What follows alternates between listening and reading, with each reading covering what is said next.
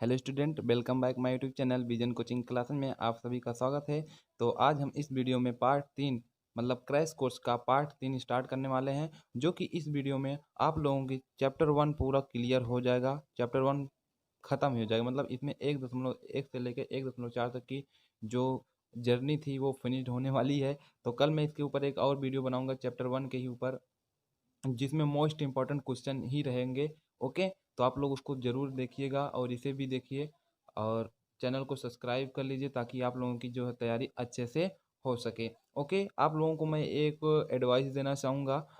आप लोगों को जितने भी मैं वीडियो बनाया हूँ उस वीडियो के में जितने क्वेश्चन मैंने आपको दिए हैं, जितने क्वेश्चन दिए हैं उसके ही जैसे अनेक क्वेश्चन मैं आप लोगों को दूंगा सॉल्व करने के लिए। क्या करने के लिए? सॉल्व करने के लिए, ताकि आप लोग देख सकें कि आप लोगों को क्वेश्चन आ रहा है कि नहीं आ रहा है। राइट? तो आप लोग उसको ज़रूर देखिए और वो आप लोगों को मिलेगा कहाँ? आप लोगों को मेरे पर्सनल आईडी इंस्टाग्राम पर मिल जाएगी। तो इस वीडियो के डिस्क्रिप्शन में मैं अपनी इंस्टाग्राम की आईडी का लिंक यहाँ पे दे दूंगा। आप लोग वहाँ से जाकर मुझसे ज्वाइन हो सकते हैं और वहाँ पे आप लोगों की जो है पीडीएफ मैं दे दूंगा और आप लोग वहाँ से उसको सॉल्व कीजिएगा ताकि आप लोगों का प्रिपरेशन बहुत अच्छे तरीके से हो जाए। ओके, आई होप आप लोग मेरी बातों से सहमत होंगे या आपको मेरी बात को समझ में आ ही रहा होगा अच्छे से। ओके, तो आइए बिना समय गंवाए आज का टॉपिक हम स्टार्ट करते हैं। तो मैं आपको जैसे बता भी चुका हूँ, आज हमारा जो चैप्टर 1 फिनिश्ड हो गया है 2-3 दिन के अंदर ही। ठीक है, अब कल से हमारा जो चलेगा, कल एक इसके ऊपर वीडियो बनेगी, परसों से हमारा जो चलेगा चैप्टर 2 बहुपद। ओके, चैप्टर 2 बहुपद कट गया है तो चैप्टर 2 नहीं चलेगा, नेक्स्ट चलेगा। ओके, तो आइए सॉल्व करते हैं इसको। इसमें क्या दिया? दिखाइए कि 3√2 एक अपरिमेय संख्या। ये सभी बहुत ही इंपॉर्टेंट क्वेश्चन मैं इसमें से लिया हूँ और ये सब आप कर लेंगे तो आप लोग जो इतने भी एनसीईआरटी के क्वेश्चन हैं आप सभी लगभग सॉल्व कर लेंगे। आई होप आपको मेरी बात समझ में आ रही होगी। तो आई थिंक आप लोग इसको बहुत अच्छे से देखोगे भी और समझोगे भी। ठीक है, तो यहाँ पे दिखाइए कि क्या कह रहा है क्वेश्चन नंबर 1। दिखाइए कि 3√2 एक अपरिमेय संख्या है। बहुत ही इजी क्वेश्चन है लेकिन बहुत ही इंपॉर्टेंट क्वेश्चन है। इसमें मैंने जितने भी क्वेश्चन लिए हैं ये सभी क्वेश्चन 2-2 नंबर के आपसे पूछ भी लिए जाते हैं। ठीक है, और ये अधिकतर पूछे भी जाते हैं एग्जाम्पल के थ्रू, तो मैं इंपॉर्टेंट क्वेश्चन ये सब एग्जाम्पल के थ्रू भी लिया हूँ। ओके, तो आइए सॉल्व करते हैं। इसमें क्या दिया है? 3√2 एक अपरिमेय संख्या है। इसको सिद्ध करना है तो हम यहाँ पे हल में लिखते हैं। हल में हम लिख देते हैं माना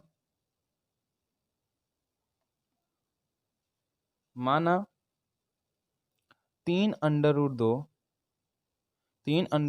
एक परिमेय संख्या है। एक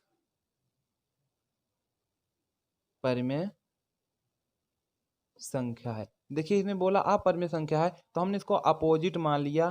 क्या है? अपरिमेय संख्या को हमने परिमेय संख्या मान लिया। अब हम सॉल्व करते हैं तो हमको पता चल जाएगा कि क्या है, परिमेय है कि अपरिमेय। ठीक है, तो यहाँ पे एक चीज हमको और मान लेना है यहाँ पे पी या क्यू या ए और बी, आप चाहे जिससे मान सकते हैं। ठीक है, हम यहाँ पे ए और बी ही मान लेते हैं। ए कामा बी एक सहअभाज्य संख्या है। सहअभाज्य संख्या है। ओके, अब आइए सॉल्व कर लेते हैं इसको। हम यहाँ पर हम लिख देते हैं ए बटे बी बराबर 3√2। आई होप आपको इतना समझ में आ गया होगा। बहुत ही इजी है, हमने कुछ किया ही नहीं है। ए बटे बी में हमने लिखा क्योंकि ए बटे बी हमने क्या माना? एक सहभाज्य संख्या, तो हमने ए बटे बी बराबर 3√2। अब यहाँ पे आपको कुछ नजर आ रहा होगा, यदि आप देख रहे होंगे तो यहाँ पे देख लीजिए आपको क्या नजर आ रहा है। ये जो 3 है क्या है? गुणे में है। ठीक है, ये गुणे में है। यदि इसके साथ आएगा तो क्या हो जाएगा? बोलिए आप लोग, क्या हो जाएगा? भाग में हो जाएगा। बहुत सही, क्या हो जाएगा? भाग में हो जाएगा। तो यहाँ पे हमारा बचेगा क्या? √2 बराबर ए बटे बी।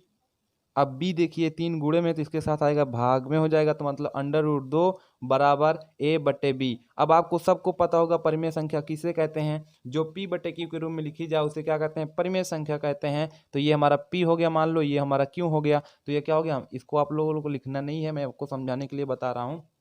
यहाँ पे क्या ए बटे 3b, तो मतलब ये हो गया p, ये हो गया, तो ये हमारा तो परिमेय संख्या हो गया।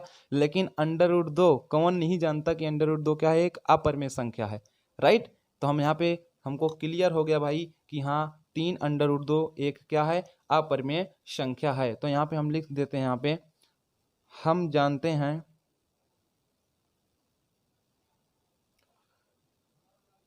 जानते हैं कि a बट्टे 3b एक परिमेय संख्या है,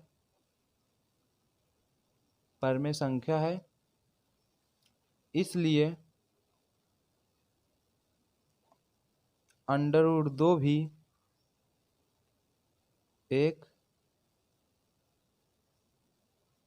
परिमेय संख्या होगी, ठीक है, होगी। परंतु यह सत्य नहीं है, क्योंकि हम जानते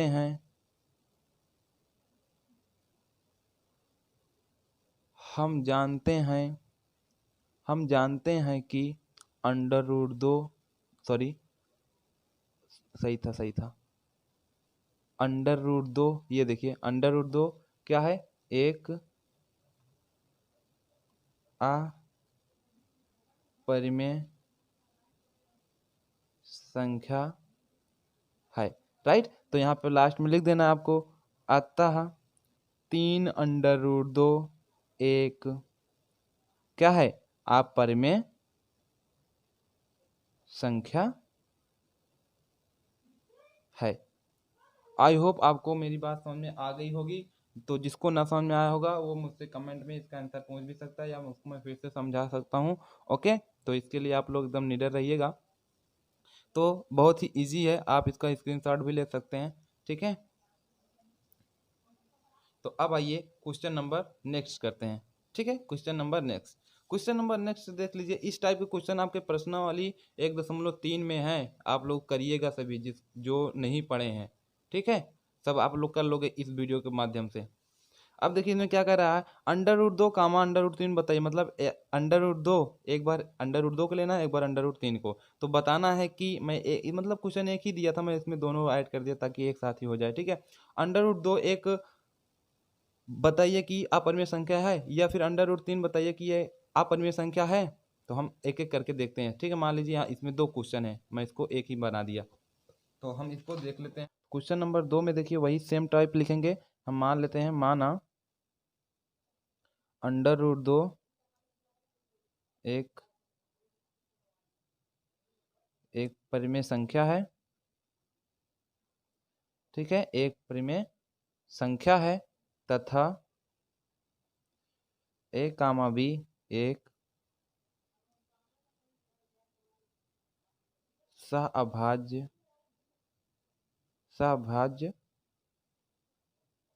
संख्या है। ओके, अब आइए हम सॉल्व कर लेते हैं। तो यहाँ पे हमारा क्या हो जाएगा, हम मान लेते हैं √2 इस तरह कर लेंगे, √2 बटे a बटे b, मतलब √2 बराबर a बटे b। अब √2 हटाने के लिए हम क्या कर देते हैं, यहाँ पे कर देते हैं दोनों पक्षों का वर्ग करने पर, दोनों पक्षों का वर्ग करने पर, राइट, वर्ग करने पर आप लिख लीजिए। अब इसका वर्ग करेंगे तो यहाँ पे हमारा हो जाएगा √2 बरा स्क्वायर, √2 का स्क्वायर, यहाँ पे a बटे b का भी स्क्वायर हो जाएगा। देन इसको हम सॉल्व करेंगे तो यहाँ पे हमारा √2 यहाँ पे हो जाएगा 2, ठीक है, क्योंकि √ हट जाएगा, बराबर यहाँ पे हमारा हो जाएगा a² बटे b²। यदि हम यहाँ पे त्रिज्या का गुणा करते हैं तो हमारा मिल जाएगा यहाँ पे हमको 2b² बराबर a², राइट। 2b² बराबर हमको क्या मिल जाएगा, a²। इसको हम मान लेते हैं समीकरण नंबर 1। क्या मान लेते हैं, समीकरण नंबर 1। अब यहाँ तो a यहाँ पे लिखिए, a² से 2b² विभाज्य होता है, तो 2b² से a² भी विभाज्य होगा,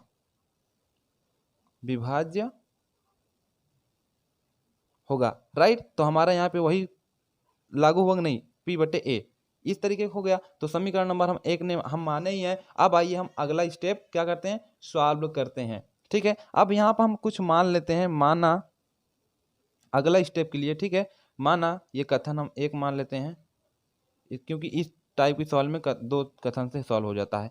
कथन 2, ठीक है। तो कथन 1 कथन 2, तो हम यहाँ पे मान लेते हैं, माना A बराबर 2m, क्योंकि यहाँ पे क्या है 2 है तो हम 2 मानेंगे, 5 है तो 5 मानेंगे, 6 है तो 6 मानेंगे, 7 है तो 7 मानेंगे, ठीक है। तो यहाँ पे 2 है तो हम मान लेते हैं A बराबर 2m। इसके विपरीत मानना है, AB नहीं मानना है, विपरीत मानना ताकि हमको अलग दिखे, ठीक है। माना A बराबर 2m, ठीक है। जहां यहाँ पे क्या लिख लेना, जहां m एक पूर्णांक है, एक कोई पूर्णांक है, ठीक है, एक पूर्णांक है, राइट। तो a बराबर हम 2m लिख सकते हैं जहां m एक पूर्णांक है। आई होप आपको इतना समझ में आ गया ही होगा। तो अब आइए हम आगे इसको कंटिन्यू करते हैं। तो a बराबर 2m। अब समीकरण 1 हमारा देखिए, समीकरण 1 में हमको क्या दिखाई दे रहा है, a बराबर a स्क्वायर बराबर क्या है 2b स्क्वायर। तो a का मान हमने यहाँ पे माना है 2m, तो एक स्थान पे क्या रख देते हैं 2m, राइट। तो यहाँ पर लिख देते हैं समीकरण 1 में a का मान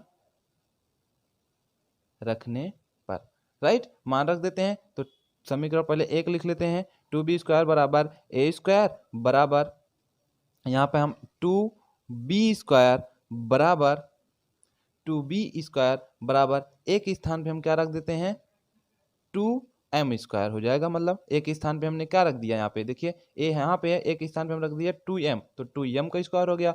फिर यहाँ पे आगे सॉल्व करते हैं तो यहाँ पे हो जाएगा हमारा 2b स्क्वायर बराबर, इसका करेंगे तो 2 दूना 4m स्क्वायर। तो यहाँ से देखिए 2 का नम 2, 2 दूना 4 कट गया। तब हमारे यहाँ पे क्या आ गया, b स्क्वायर बराबर 2m स्क्वायर। देन फिर यहाँ पे हमारा p बटे a से ही लागू होगा कि a p से विभाजित, तो p a से विभाज्य होगा। तो वहीं पे हम लिखेंगे जो यहाँ पे पहला हमने लिखा है, तो यहाँ पे हम लिखेंगे b स्क्वायर से 2m स्क्वायर विभाज्य होता है तो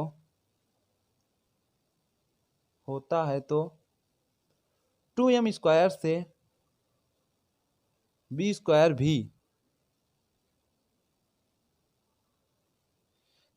भी क्या होगा, विभाज्य होगा। देन वही हमको इसका उल्टा करना था, लेकिन ऐसा हो नहीं रहा है, तो ये हमारा ऑटोमेटिक क्या हो जाएगा, अपर में हो ही जाएगा। तो यहाँ पे हम आगे सॉल्व करते हैं। तो अब हमको कथन 1 और कथन 2 में क्या मिला है ये मायने रखता है, उसके बाद हम सॉल्व कर देंगे, ठीक है। यहाँ पे देखिए कथन 1 में आपको क्या मिला, वही p बटे a, कथन 2 में भी क्या मिला, वही p बटे a, राइट, यही तो मिला। तो यहाँ पे हमको एक चीज हमको यहाँ पे मिला, तो यहाँ पे हम लिख लेंगे, बस छोटा सा लिखेंगे, हमें कथन 1 एवं कथन 2 से यह पता चल रहा है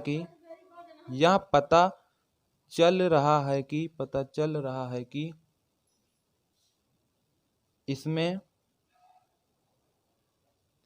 विरोधाभास सिद्ध हो रहा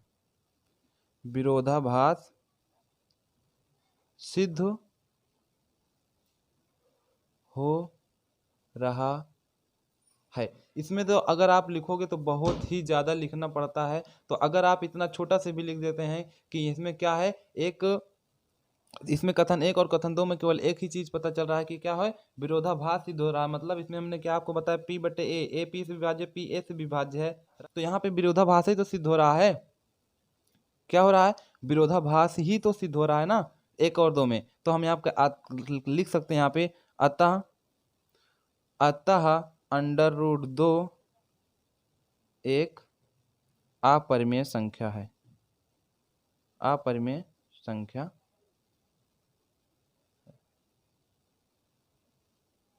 राइट। आई होप आपको समझ में आ गया होगा। ये भी आप इसको करोगे, ओके, अंडर रूट 2 को मैंने सॉल्व कर दिया, √3 को आप सॉल्व करके मुझे कमेंट में इसका आंसर बताओगे। ओके, क्या करोगे, कमेंट में इसका आंसर बताओगे। बस बात रही लिखने वाली, अगर इसमें आपको कोई त्रुटि लगती होगी तो मैं आपको उसको बता दूंगा। अगर आप करते हैं त्रुटि वाली बात तो ठीक है, वहाँ पे मैं आपको बता दूंगा कैसे आपको लिखना है।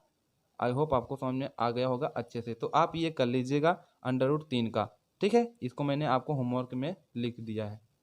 ये आपको अभाज्य गुणनखंड विधि द्वारा 96 तथा 404 का मासा ज्ञात कीजिए। क्वेश्चन नंबर 3 क्या कह रहा है, अभाज्य गुणनखंड विधि द्वारा 96 तथा 404 का मासा ज्ञात कीजिए। ये बहुत ही इजी होता है आप लोगों के लिए, आप लोग इसको भी करके मुझे आंसर कमेंट बॉक्स में बताओगे, ठीक है। क्या करोगे, कमेंट बॉक्स में बताओगे। मैं इसको पढ़ा चुका हूँ, ठीक है।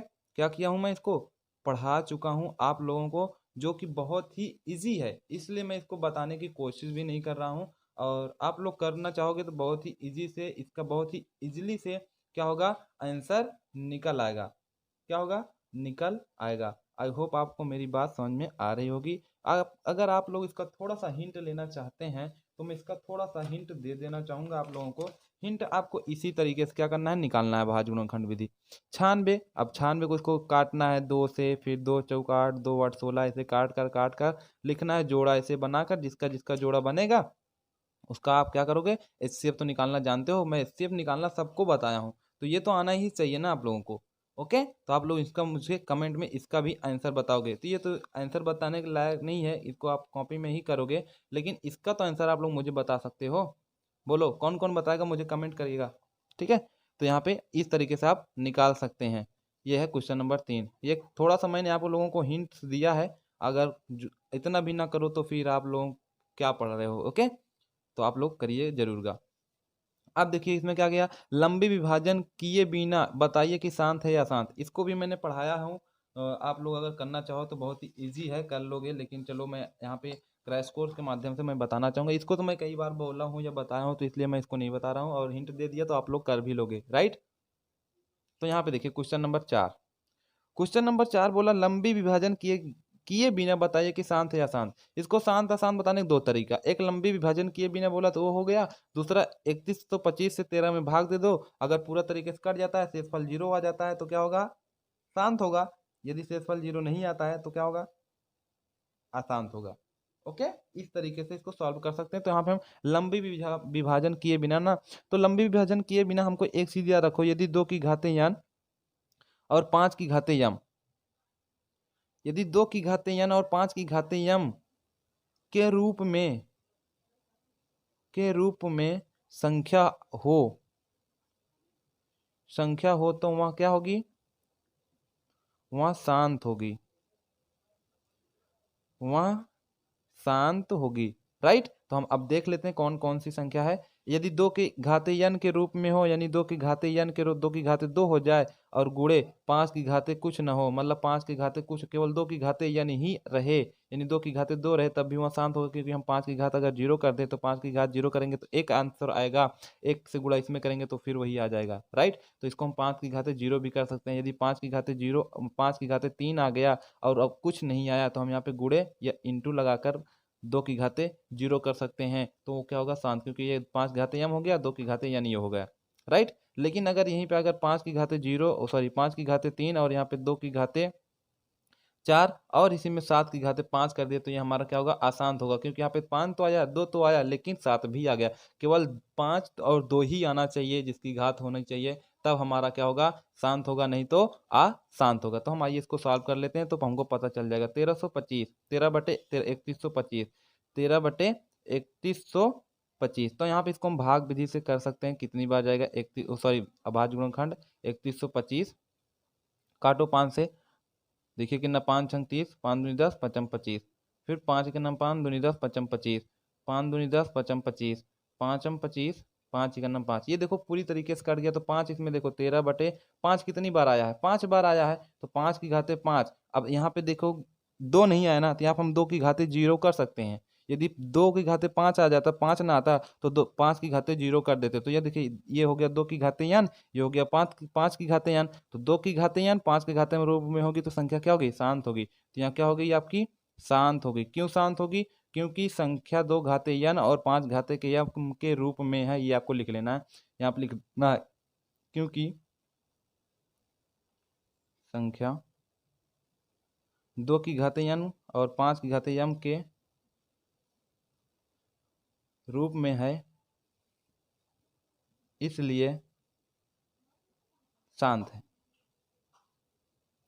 शांत होगी। ओके, आई होप आपको समझ में आ गया होगा। इस तरीके से आप क्या करते हो, कर सकते हैं। और देखिए 17/8 जैसे हो गया, इसको भी मैं तरीका बता दिया। 17/8 इसको मैं 8 का ही भाज्य गुणनखंड करूंगा, 8 का, तो 2 चौका 8, 2 दूना 4, 2 इकन्ना में 2।